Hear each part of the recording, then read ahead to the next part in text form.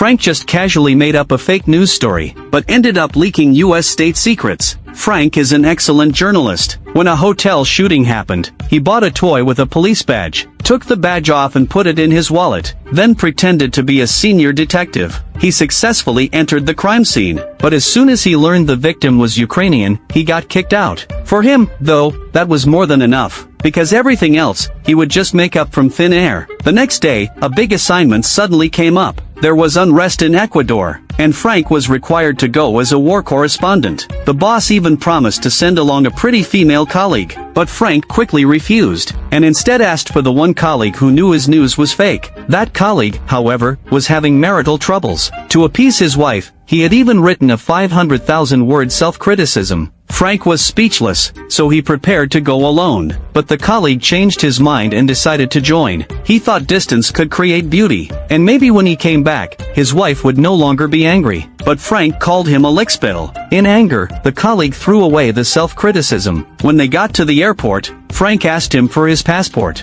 I just found out that he threw away his passport as a letter of apology. Frank had no choice but to hide in a friend's cafe. As they sat there at a loss, the colleague suddenly said, "Weren't all your news reports fake before? Do you really plan to do the real thing this time?" That hit Frank like a ton of bricks. So they set up a temporary studio in the cafe attic. With their teamwork, they quickly convinced everyone it was real. And the more they made up, the wilder the story became. They even reported that the rebels' weapons were all funded by the US. But right after that broadcast, Frank's boss was called away. The military said they had leaked state secrets. Frank never imagined the rebels' arms really were US supplied. The military ordered Frank to stop reporting, and immediately go to the embassy to be sent back home. Otherwise, it would be considered treason. Hearing this, both of them were dumbfounded. They weren't even in Ecuador. So how were they supposed to get to the Ecuadorian embassy?